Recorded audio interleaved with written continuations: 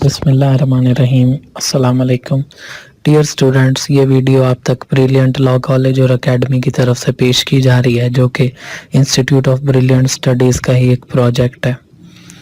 अब आप घर बैठे एलएलबी की ऑनलाइन ट्यूशन भी हासिल कर सकते हैं, जो कि आपके तमाम सिलेबस को कवर करेगी और इम्तिहानात की तैयारी भी आप घर बैठे आसान तरीके से कर सकते हैं। इसके अलावा आसान और आम फहम नोट्स, गेस्ट पेपर्स और एमसीक्यूज भी दस्तयाब हैं। तो आज ही व्हाट्सएप नंबर पर मैसेज करके रब्ता करें और अपनी इम्तिहानात में कामयाबी को यकीनी बनाएं। तो चलते हैं आज के लेक्चर की तरफ। Welcome to A lecture of criminal law. आज के इस लेक्चर में हम पाकिस्तान पीनल कोड में बताई गई पनिशमेंट की काइंड्स को डिस्कस करेंगे, यानी कि पीपीसी 1860 के सेक्शन 53 को डिस्कस करेंगे। तो सज़ाओं के टाइप्स की या काइंड्स की अगर बात करें तो पाकिस्तान पीनल कोड हमें बताता है कि सज़ाओं की 10 किस्में हैं, ठीक है, जिसका नाम किसास, दियत, अर्श, दमान, ताज़ीर, death, imprisonment for life, imprisonment of either description, forfeiture of property और फाइन है। अब ये कौन कौन सी सज़ाएं हैं, इनको हम अब डिस्कस कर लेते हैं एक करके। तो सबसे पहली जो पनिशमेंट है इसका नाम है किसास। किसास जो है ये एक इस्लामी शरई सज़ा है और किसास का मतलब होता है सेमनेस, यानी कि एक जैसा, जिसको आप आम ज़बान में कहते हैं कि आँख के बदले आँख, नाक के बदले नाक, जान के बदले जान।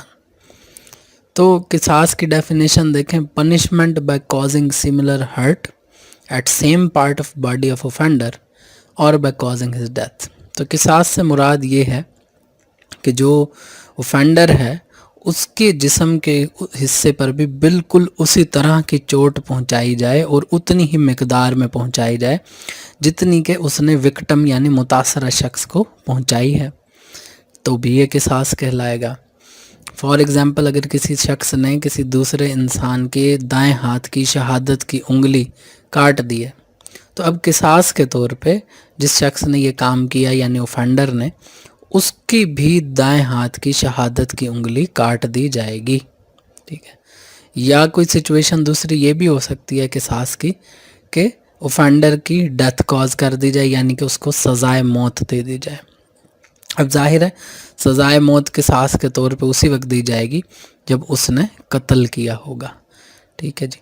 यहाँ पर एक बात जो नोट करनी है वो ये है कि किसास जो है वो ऐसे अप्लाई नहीं हो जाता डायरेक्टली, उसके लिए जो ऑथोराइज्ड मेडिकल ऑफिसर होता है, एक डॉक्टर होता है, ठीक है, उससे की इजाज़त लेनी पड़ती है, या यूँ कह लें कि उसकी रिकमेंडेशन के ऊपर जो है वो किसास अप्लाई होता है, ठीक है। एक तो ये इंस्टेंस हो गई किसास की, मतलब ये कि डॉक्टर उसका मुआयना करेगा, जो मुल्ज़िम है या यूँ कह लें जो मुजरिम है उसका मुआयना करेगा और ये देखेगा कि आया ये शख्स जो है इस काबिल है कि इसके ऊपर किसास अप्लाई किया जाए। कहीं ऐसा तो नहीं होगा कि इसको कोई ऐसी बीमारी या कोई ऐसा मसला है कि हम इसके ऊपर किसास अप्लाई करें तो ये इसकी जान ही चली जाए। तो अगर ऐसी कोई सूरत हाल है तो फिर डॉक्टर जो होता है वो ऑथोराइज़ या नहीं करता इस चीज़ को, ठीक है, कि जी आप किसास अप्लाई करें। उसके बाद जो नेक्स्ट सज़ा आ रही है इसका नाम है दियत।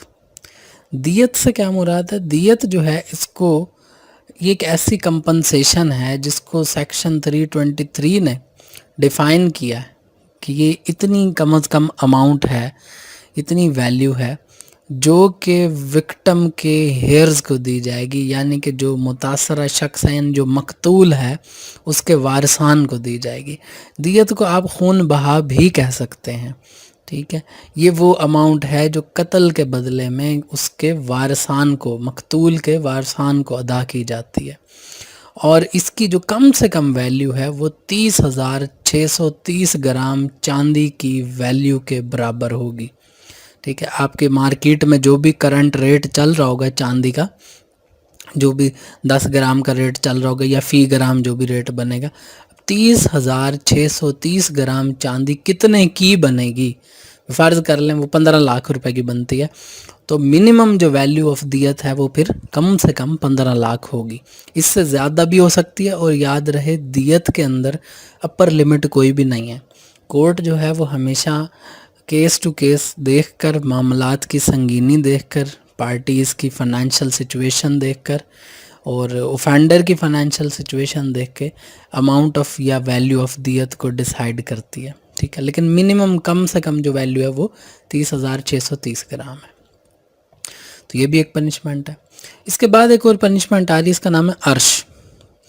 عرش جو ہے یہ بیسیکلی ایسی کمپنسیشن ہے جس کو پاکستان پینل کوڈ کے اس چیپٹر میں جو ہے وہ سپیسیفائی کر دیا گیا ہے، اور یہ وہ اماؤنٹ ہے، یہ وہ کمپنسیشن ہے جو کہ وکٹم کو یعنی کہ متاثرہ شخص کو یا اس کے لیگل ہیئرز کو پے کی جانی ہے.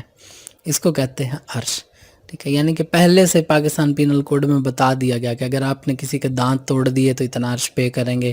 آرگن ان پیئرز میں سے کسی آرگن کو نقصان پہنچائے، جیسے کان ہیں، آنکھیں ہیں، ہاتھ ہیں، تو ان کے لیے جو ہے وہ اتنا عرش ہوگا. سنگل آرگنز کو نقصان پہنچایا تو اتنا عرش ہوگا، جیسے ناک ہو گیا. تو یہ جو ہے عرش پہلے سے اسپیسیفائڈ ہے پاکستان پینل کوڈ کے اندر. اس کے علاوہ جو پنشمنٹ کی کائنڈ آگے آ رہی ہے اس کا نام ہے دمان. دمان بیسیکلی ایک ایسی کمپنسیشن ہے جس کو کورٹ خود اسپیسیفائی کرتی ہے.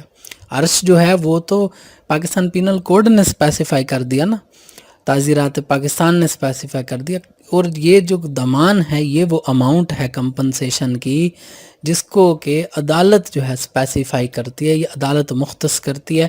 اور یہ جو اماؤنٹ ہوتی ہے یہ کس نے پے کرنی ہوتی ہے؟ یہ اوفینڈر نے پے کرنی ہوتی ہے. کس کو؟ وکٹم کو.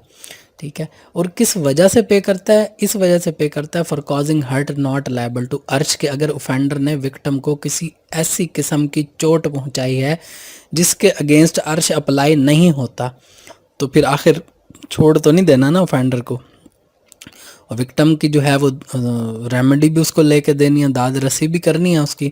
لہٰذا وکٹم کو کمپنسیٹ کرنے کی خاطر کورٹ جو ہے پھر اس کی اماؤنٹ کو ڈیسائیڈ کرتی ہے، اور اس کی اماؤنٹ بھی کوئی فکس نہیں ہے، عدالت نے خود ہی ڈیسائیڈ کرنی ہوتی ہے. اس کے بعد تعزیر بھی ایک کائنڈ آف پنشمنٹ کی آپ نے سن رکھا ہوگا کہ تعزیرات پاکستان. تو تعزیر ہوتی کیا؟ تعزیر ایک ایسی سزا کو کہتے ہیں جو کہ نہ تو قصاص ہوتی ہے، نہ دیت ہوتی ہے، نہ عرش ہوتی ہے، نہ دمان ہوتی ہے. یعنی قصاص، دیت، عرش اور دمان کے علاوہ جو بھی سزا ہوگی جو پاکستان پینل کوڈ میں خاص طور پہ لکھی گئی ہے اس کو ہم تعزیر کہیں گے. اس کے بعد ڈیتھ کی جو سزا ہے جس کو آپ سزائے موت کہتے ہیں، یہ سب سے بڑی پنشمنٹ ہے، اس کو کیپٹل پنشمنٹ بھی کہا جاتا ہے. تو سزائے موت بھی ایک سزا ہے جس کے اندر جو مجرم ہے اس کو زندگی سے محروم کر دیا جاتا ہے، یعنی اس کی جان لے لی جاتی ہے، پھانسی دے دی جاتی ہے. اس کے بعد ایک اور جو کائنڈ ہے آپ کے پنشمنٹ کی، اس کا نام ہے امپریزنمنٹ فار لائف، جس کو آپ عمر قید کہتے ہیں. پاکستان پینل کوڈ کے مطابق امپریزنمنٹ فار لائف جو ہے اس کی مدت 25 سال ہے. ٹھیک ہے، اور امپریزنمنٹ آف آئدر ڈسکرپشن کیا ہے؟ امپریزنمنٹ آف آئدر ڈسکرپشن جو ہے یہ آپ پاکستان پینل کوڈ میں جگہ جگہ پر سزاؤں میں پڑھیں گے. اس سے مراد یہ ہوتا ہے کہ قید، امپریزنمنٹ کہتے ہیں قید کو. آئدر ڈسکرپشن سے کیا مراد ہے کہ دو میں سے کسی ایک قسم کی قید ہوگی، یا تو سمپل امپریزنمنٹ ہوگی یعنی کہ سادہ قید ہوگی، یا ریگوریس امپریزنمنٹ ہوگی. ریگوریس امپریزنمنٹ کیا ہوتی ہے؟ وہ ایسی قید ہوتی ہے جس کو آپ قید با مشقت کہتے ہیں، کہ قیدی سے مشقت بھی لی جاتی ہے، کام بھی کروائے جاتے ہیں. اس کو کہتے ہیں ریگوریس امپریزنمنٹ. اس کے بعد ایک اور پنشمنٹ ہے، اس کا نام ہے فور فیچر آف پراپرٹی. جو شخص مجرم ہوتا ہے اس کی جائیداد ضبط کر لی جاتی ہے. ٹھیک ہے، اس کو کہتے ہیں فور فیچر آف پراپرٹی. یہ بھی تو ایک سزا ہے. اس کے علاوہ ایک اور سزا، اس کو ہم فائن کہتے ہیں. ٹھیک ہے، فائن مطلب جرمانہ. تو جرمانہ بھی سزا کی ہی ایک قسم ہے. ٹھیک ہے، کہ یہ جرمانہ جو ہے کسی بھی شخص کو کسی بھی لیگل وائلیشن کی وجہ سے جو ہے وہ لاگو کر دیا جاتا ہے. تو یہ جو 10 بڑی امپورٹنٹ کائنڈز ہیں پنشمنٹ کی، یہ آپ کو یاد ہونا ضروری ہے. ٹھیک ہے، کیونکہ پاکستان پینل کوڈ کے اندر انہی پنشمنٹ کی ہی بات جو ہے وہ مختلف جگہوں پر آپ کو پڑھنے کو ملے گی.